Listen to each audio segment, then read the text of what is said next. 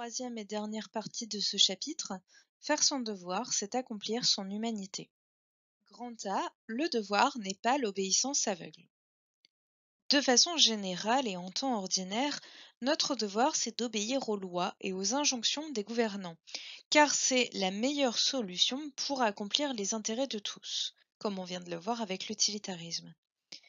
Mais parfois, les lois en vigueur vont à l'encontre de notre sentiment de justice et d'équité. Je vous renvoie au chapitre précédent.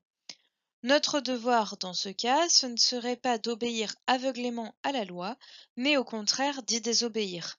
C'est ce qu'on appelle la désobéissance civile, et là encore, je vous renvoie au chapitre sur la justice.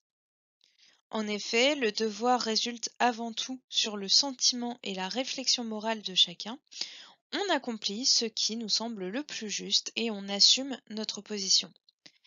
Cela veut dire, en conséquence, qu'il n'y aurait pas d'universalité du devoir, chacun faisant ce qui lui semble personnellement juste pour toute la société. Et encore une fois, précisons, c'est juste pour tous et non pas juste selon notre intérêt personnel. Grand B, le devoir a un fondement naturel. Alors, c'est le retour de Jean-Jacques Rousseau. Que nous dit Rousseau sur la question du devoir? Eh bien, il va montrer que si l'on ressent la nécessité d'accomplir son devoir, c'est moins à la suite d'une réflexion et d'une mise en œuvre de la rationalité que par l'effet du sentiment naturel et universel de la pitié. Alors, faites bien attention au sens du terme de pitié chez Rousseau, parce que ce n'est pas du tout au sens où on l'entend aujourd'hui, ce n'est pas du tout un sens dévalorisant, au sens où on dirait «Oh, cette personne nous fait pitié». Chez Rousseau, la pitié, c'est le fait de reconnaître en l'autre une vulnérabilité propre à tous les êtres humains.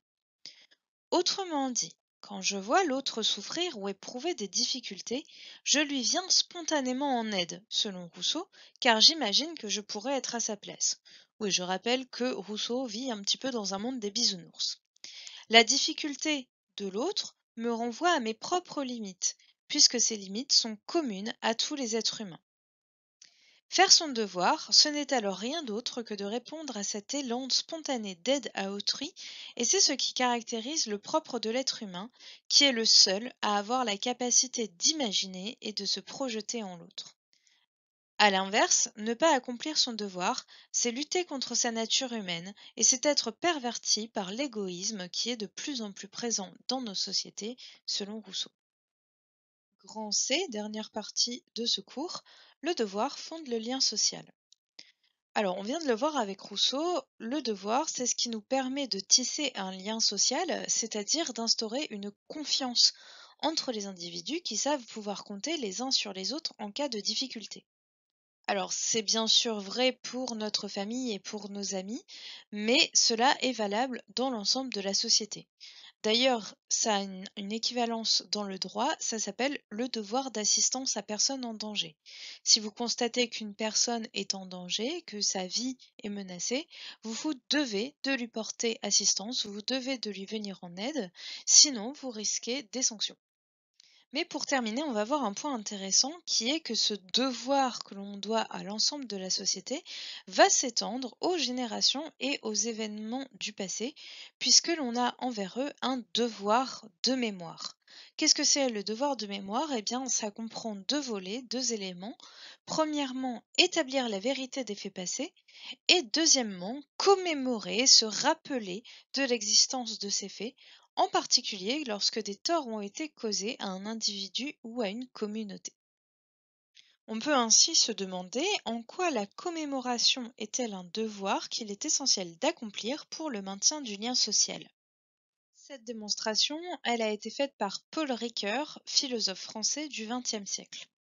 Ricoeur va nous dire que établir la vérité des faits passés et en particulier reconnaître ses torts, par exemple l'État français qui reconnaît avoir commis des actes de torture durant la guerre d'Algérie, eh bien faire cette reconnaissance, cela permet d'entamer un processus de deuil collectif. Et ce processus de deuil collectif, il est indispensable pour qu'une réconciliation ait lieu. Si ce deuil n'a pas lieu, si le travail historique n'est pas fait, le sujet va rester douloureux pour les descendants des victimes et tabou pour les coupables. De ce fait, les conflits vont rester latents dans la société et il pourra y avoir des résurgences à tout moment. Autrement dit, le conflit va rester implicite et la haine va être entretenue. On prend le risque de voir ressurgir le conflit à tout moment. C'est pourquoi Paul Ricoeur dit qu'il faut imposer un devoir de mémoire. C'est un devoir qui est d'ordre moral et il implique qu'on se souvienne des victimes des événements tragiques de l'histoire. Prenons un exemple simple que tout le monde connaît, les commémorations du 11 novembre, qui sont rendues tout à fait concrètes par l'établissement de monuments aux morts dans chacune des villes de France. Moralement, on ne peut pas oublier, parce qu'oublier, c'est prendre le risque de voir les conflits se renouveler. On en arrive à la conclusion du chapitre. À la question «Peut-on échapper à ses devoirs?» on peut répondre que non, car le devoir est ce par quoi l'homme accomplit son humanité, à la fois en tant qu'être rationnel qui défend un idéal de justice et qui agit en conformité avec celui-ci, mais aussi parce qu'il est dans la nature humaine d'être attentif et de prendre soin des autres.